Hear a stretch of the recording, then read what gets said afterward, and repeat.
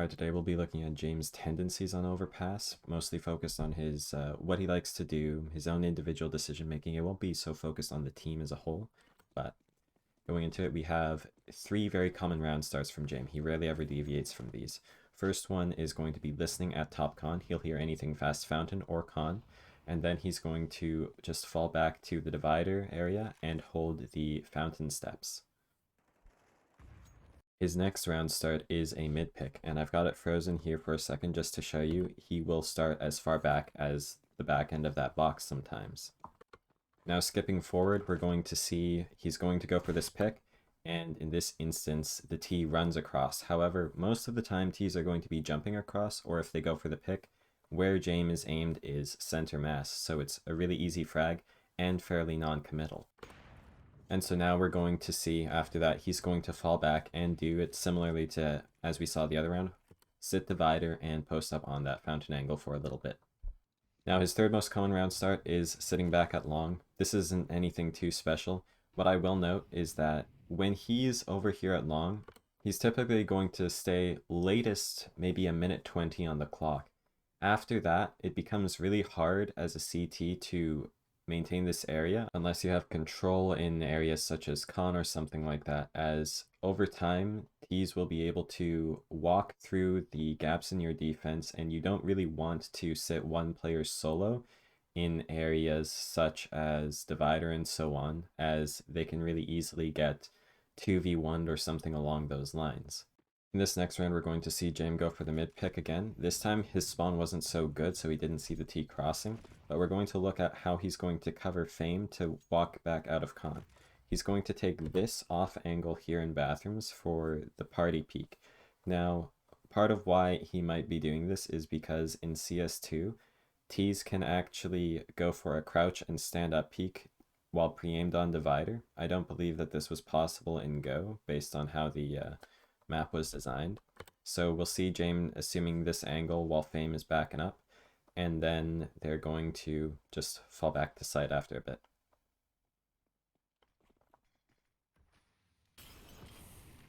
Now fast forwarding later into the round, we're going to see Jame playing this setup with Fame. Fame is going to be jump spotting map. He's going to see really deep into bathrooms, and Jame is going to assume this great angle here. He's going to be exposed to bathrooms if Fame wasn't peeking. So if you want to play this angle, you need like a smoke down or, yes, your teammate jump spotting. But as we're going to see, Jame is going to post up. He's going to get this frag on device who is boosted pretty far back. And one thing additionally too about this angle, you can very comfortably double scope because you can see on the right side of the fence there, if a T were jiggling or trying to peek out, you would see him and be able to react to him. So in this round, we're going to see VP go for double Molotovs and then listen top con.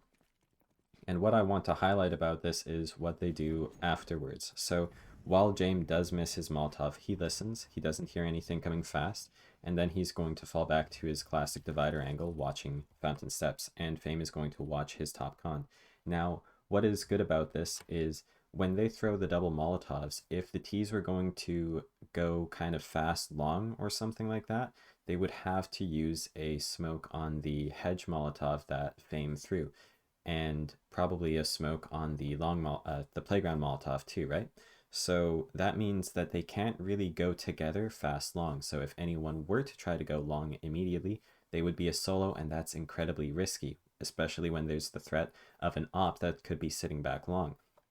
So they know that it's very unlikely that any Ts will be going long for some time, and they'll probably be using Util, if anything. So they can comfortably hold this position for a while.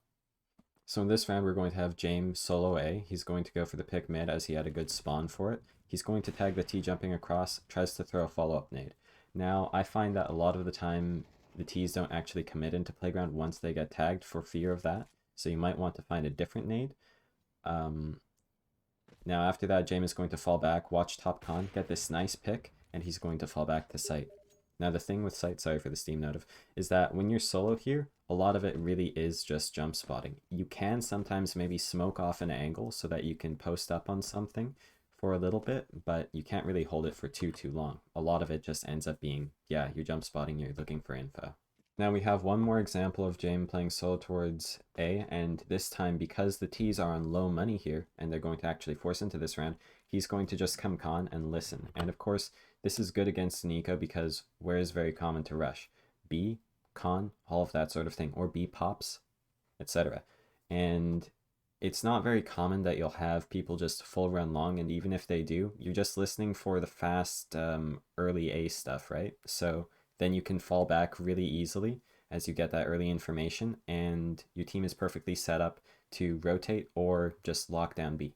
Now for the long side of things, this round he's going to be falling back after starting long, seeing nothing, and he's going to get into this setup. I don't know who did it first, but I'm just going to call it the VP setup. You're going to have Fame jump spotting like he was in the other setup, and Jame is posted on this angle here.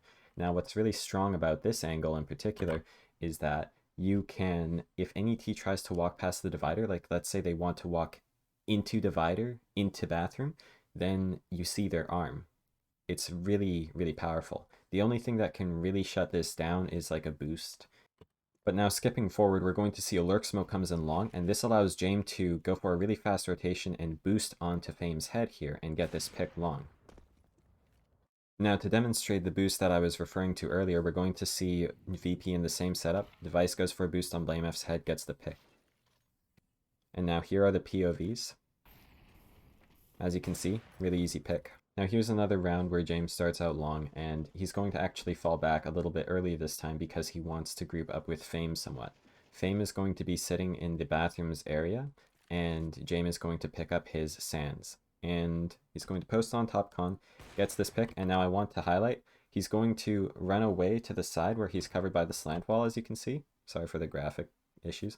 And then he's going to try to jump back across. But because the T's were already up really far forward, he wasn't able to do too much there.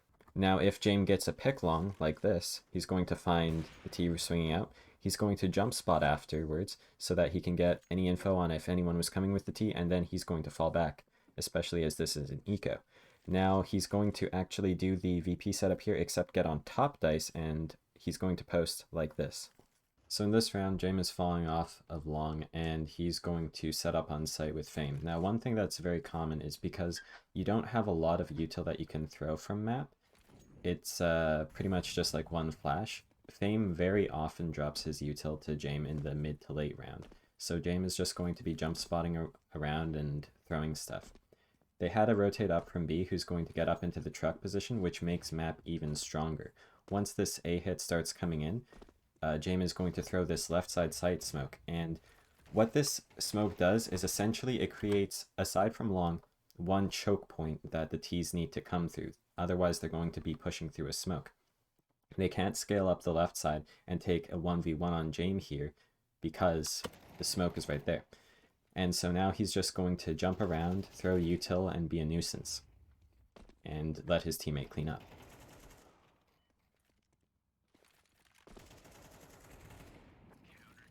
Now in this example, Jame is going to re-smoke Monster from sight, and then Fame is, again, going to drop him his util while playing from map. And in this instance, Jame is jump spotting a little bit. He comes back into the VP setup. Now, if we fast forward here a bit, we're going to see Fame took some contact over at long. So the second most common smoke that Jame will do from sight is just going to be smoking off long. He does that whenever Fame is under pressure from there, or something along those lines. Otherwise, he uses it for the left. Now, as for rounds where Jame doesn't have an op, he's going to skimp out on the util a bit so that he can keep his money up a little. This is especially prevalent on second rounds where he doesn't really buy below 1k. You'll usually see him with an MP9 and a smoke if he can afford it, but even if he can, say, add in an aid because he has 1500 right now, he doesn't really do it. With this money, if he gets one frag this round, he can actually upgrade to an op the next round, in fact. But seeing as it's an anti-eco, the T's didn't get bomb plant, he's just going to sit top con and listen at the start, and then he'll either fall back, or if he doesn't hear too much, he'll usually walk down into con. So especially on Overpass, Jame isn't really afraid to even not buy to save for an op. In this round, he's just going to have his teammates force up on B, and he's going to listen towards A and throw some stuff to slow them down. And the part of the big reason why this works is because A in particular has so much ground to cover. So you might not see this on other maps. Like, you especially wouldn't see something like this on Vertigo, I'm sure. And then skipping forward a little bit in that same round, he's going to throw a divider smoke and then just do the solo A thing where he just jump spot for info. Now as for B, Jame will very often just come and get boosted for the pick on Pickle. And even on full gun rounds, he's going to do the exact same thing. And we'll see in this example, he's going to double zoom just as he did the other time, and he's going to pick off a T who's full running this time. Now, aside from going for that boost, if he comes B, he's usually going to start out towards pillar, and he'll maybe take a pick on short like this. In this round, he's going to hold that for a bit until his teammate takes monster side here, and then he's going to post up with him on the left side.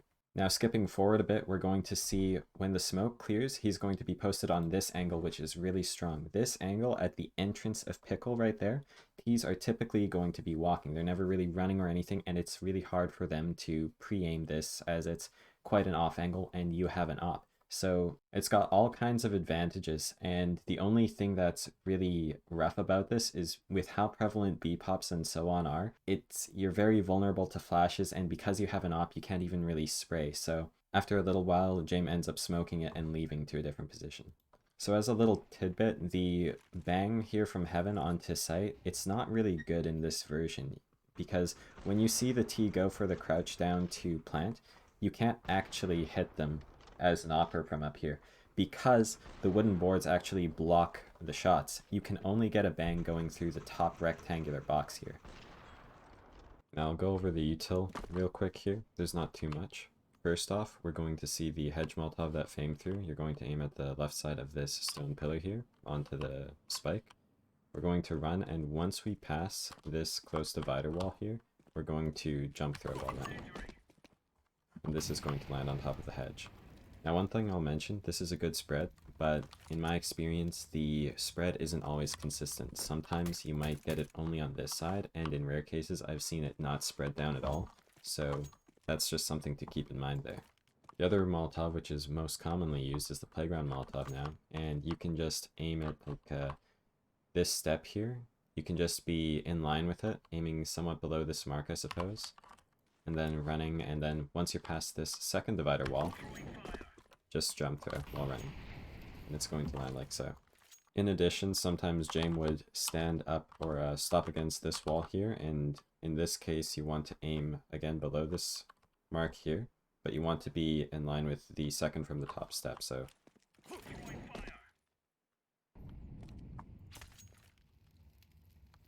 Now for the smokes Jame through, come get stuck in this door, crouch down, you're going to aim left side of this rectangle, and then crouch and jump throw. That's going to land outside monster. For the divider smoke, get stuck in the exact same area. We're going to crouch down. We're going to look for this mark. Might be a bit hard to see. We're going to aim at the left side, then stand up and left quick throw. That's going to smoke divider.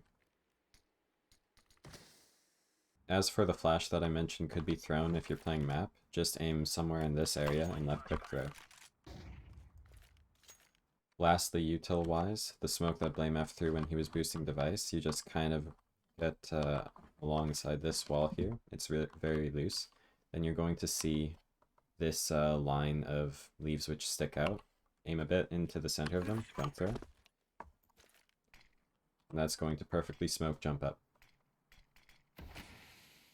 To show what I mean with the VP setup angle, we have a bot placed here, and this is very crude, but if I sit there, I see him sure, but if I do bot mimic, he's looking towards me. As you can see, his arm's right there, visible. And now for an example of the crouch peek I was talking about. Again, it's a bit crude, sorry, but if I'm back here at divider, I can't see him unless I'm jumping. But now if I make him stand, he peeks. Lastly, I wanted to quickly elaborate on the wallbang thing I was talking about. As you can see through this upper box, you can bang it really easily. However, if you shoot anywhere where these boards are stacked, it doesn't go through. The boards there's just too many of them, it's too thick. So for instance, I can shoot through this singular board, but if I shoot through these, it's not going to go all the way through. And so, while I believe you could wallbang this plant a bit and go, for instance, if you're coming through short, the guy plants here, and he's peeking around here, you have to sort of aim for the head or like the side of his body. You can't really bang this too well. And that's everything. Thanks for your time.